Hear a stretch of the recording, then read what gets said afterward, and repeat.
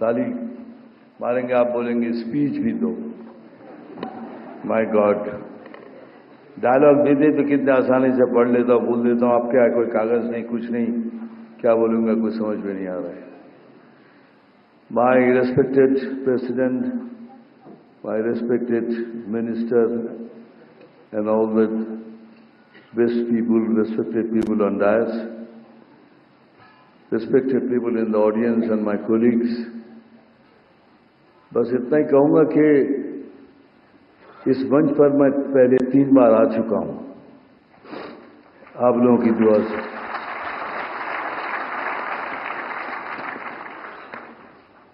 लेकिन सबसे पहली बार जब मिला था नेशनल अवार्ड, उसके इतने किस्से हैं, कुछ किस्से मैंने बताए, कुछ किस्से मैंने बताए नहीं। तो मैंने सोचा ये this will be the first time I will tell you that after getting the first national award what happened to me. Well, after getting the first national award तो नेचुरली लोगों के कहने लगे कि yo my god, you know you got national award. तो मेरा brain थोड़ा खराब होने लगा था, थोड़ा कि कुछ बहुत कुछ बड़ा कुछ कर दिया हूं। एनीवेज, उस समय फिर कहा गया बॉम्बे लैब था, तो वहां एक स्क्रीनिंग रखा गया कि जिसमें मेगा देखने के बाद अगर पसंद आए तो डिस्ट्रीब्यूट करेंगे। सो मैं भी पहुंच गया। आई थॉट के after seeing the film they may like me, they may take me.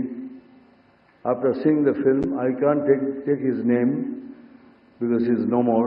Because he is no more, I am saying this because before that he was alive. If I would have said, so you would have understood कि मेरे कोई बोल रहा है ये, तो इसीलिए आज तक बोला नहीं, पहली बार बोल रहा हूँ कि स्वर्ग लोग चले गए हैं।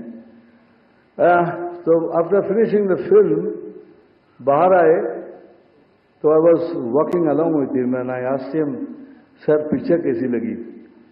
बोलते बेटा पिक्चर अच्छी लगी, तुम भी कमाल के एक्टर हो, लेकिन तुम कपड़े पहन के कैसे लगोगे?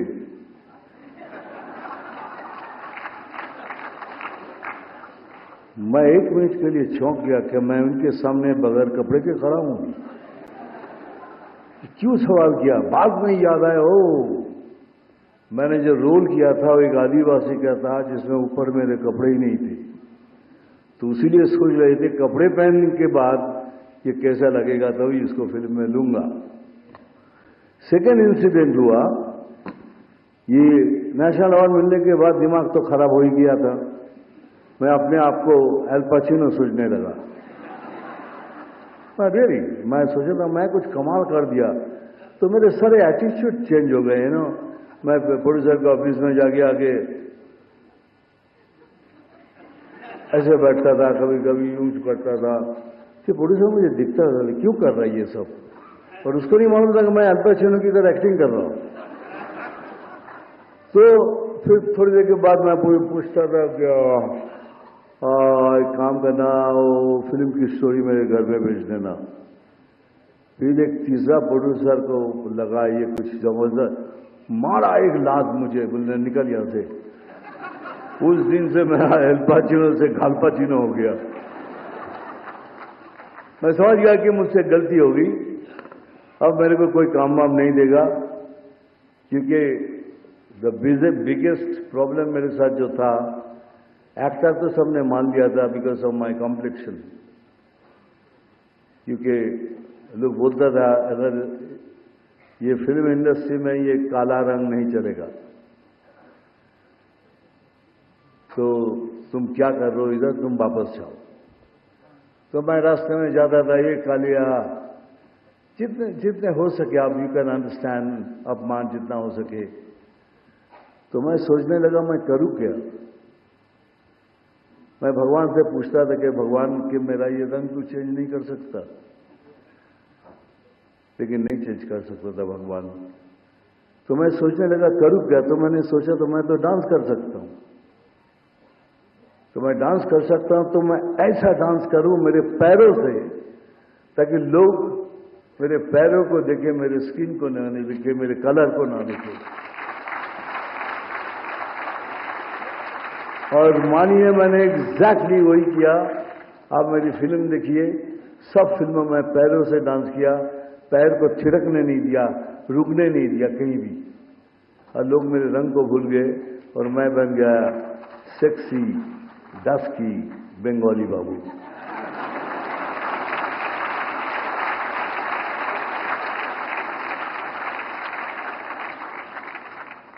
मैं बहुत शिकायत करता था भगवान से, बहुत, क्योंकि my life is not on platter.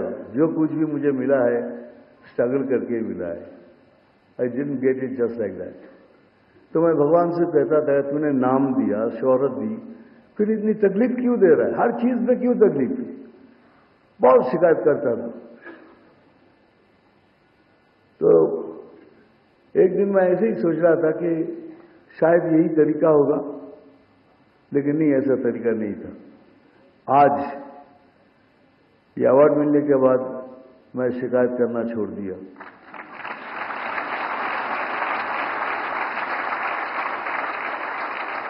मैंने कहा thank you Bholenath, thank you बूढ़ो शिव, थैंक यू दानी बाबा, थैंक यू भद्रो लोग। कलकत्ता में नीमतला से एक पुराना सा मंदिर है, जहाँ एक 10 फीट ऊंचा एक शिवलिंग है, जहाँ सीढ़ियों से चढ़ के जाके पानी देना पड़ता है। मैं कितने साल मुझे याद नहीं, मैं उनकी सेवा किया।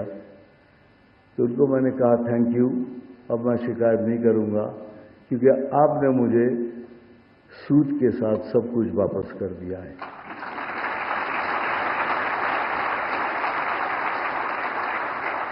मुझे मालूम है अगर ये मैं नहीं कहूंगा तो यहाँ जितने हैं, यहाँ जो सारे हैं ना बैठे हुए इधर, इन लोगों ने कहा कि दादा आपको जो कुछ भी कहे, लेकिन आपको ये कहना जरूरी है कि जो यंग लड़के लोग आ रहे हैं फिल्म लाइन में, उनको आप क्या कहना चाहिए।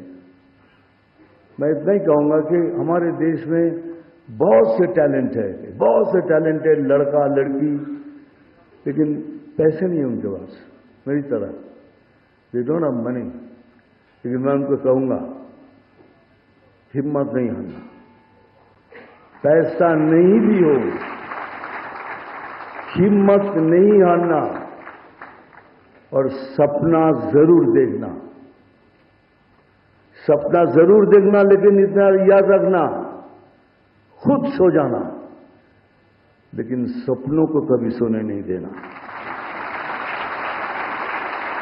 যে কোনো খবরের জন্য যোগাযোগ করুন 7099017330 এবং 7099017110 নম্বরে।